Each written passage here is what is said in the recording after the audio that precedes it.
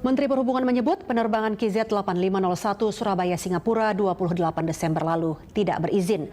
Tapi bagaimana penerbangan siluman yang diduga menggunakan izin bodong bisa berlangsung?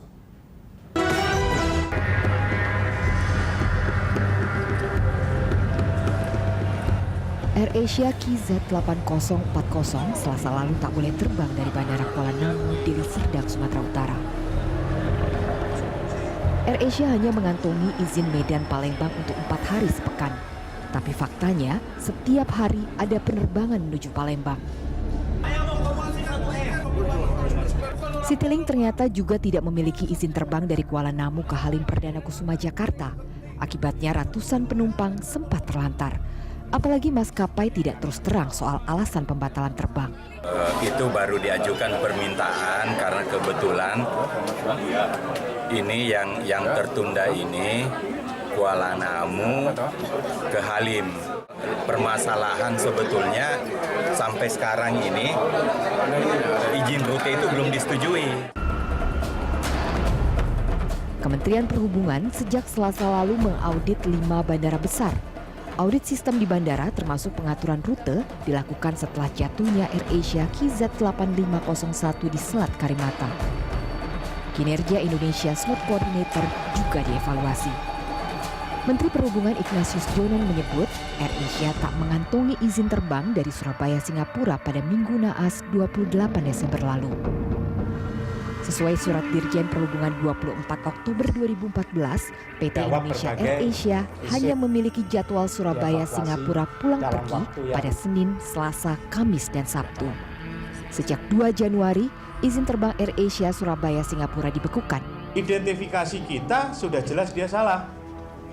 Karena tidak terbang di waktu yang telah diberikan persetujuan, yang telah diizinkan. Kan saya selalu katakan izin rutenya adalah Surabaya Singapura 1246, ternyata terbangnya di 1357. Kita sekarang jadi curiga, wah jangan-jangan ini airline yang lain juga ada kesalahan seperti itu. Terkait dengan keputusan dari Kementerian Perhubungan,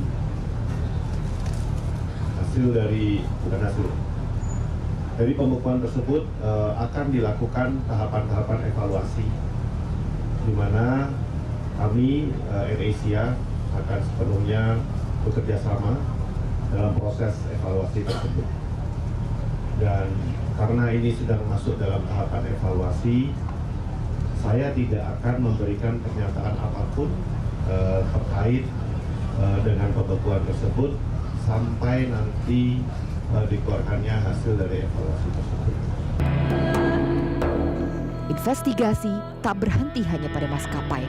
Kementerian Perhubungan juga menggelar penyelidikan internal.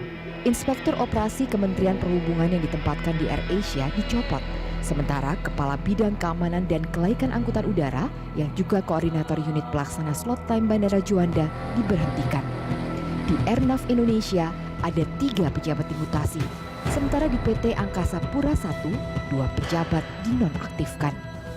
Sesuai dengan arahan pimpinan juga, kalau dari pihak Kementerian Perhubungan ada yang salah, nanti berdasarkan investigasi juga akan ditindak seperti hanya teman-teman dari Airnav maupun PT Angkasa Pura I mengambil tindakan kepada anggotanya. Sebelumnya sempat ada beda pendapat soal slot terbang AirAsia. Direktur Safety and Security AirAsia yakin sudah mengantongi izin. Ini dikuatkan dengan pernyataan Angkasa Pura I yang membawahi Bandara Juanda. Prinsipnya pada dasarnya tidak mungkin penerbangan berjalan tanpa izin. Tidak mungkin, suatu hal tidak mungkin. Tapi kan terjadi ini sekarang. Berarti mekanisme kerja di lapangan sudah terputus hubungannya dengan mekanisme perizinan di tingkat pimpinan. Sehari setelah tahun baru, Menteri Jonan sidak ke sejumlah kantor maskapai penerbangan. Di AirAsia ia mendapati pilot hanya berbekal panduan cuaca yang diunduh dari BMKG. Ya, AirAsia itu pilotnya harus di briefing secara fisik. Jadi orang face to face gitu. Tapi selama ini kagak ada briefing? Tidak ada briefing selama ini, Pak. Kalau tadi ada. Kalau hasil temuan tadi di Air Asia apa Pak? Semua ada tadi. Semua ada. Terkait katanya izin yang akan Bapak cabut itu. Kalau tidak dilakukan nanti saya akan temukan izin.